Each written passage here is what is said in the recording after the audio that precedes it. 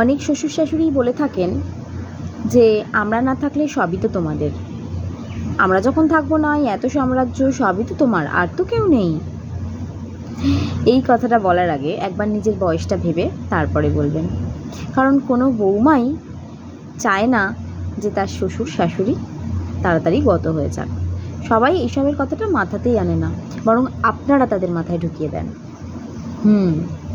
ভেবে দেখুন না, সে তো সবে বিয়ে করে সংসার করতে আসছে, তাই না?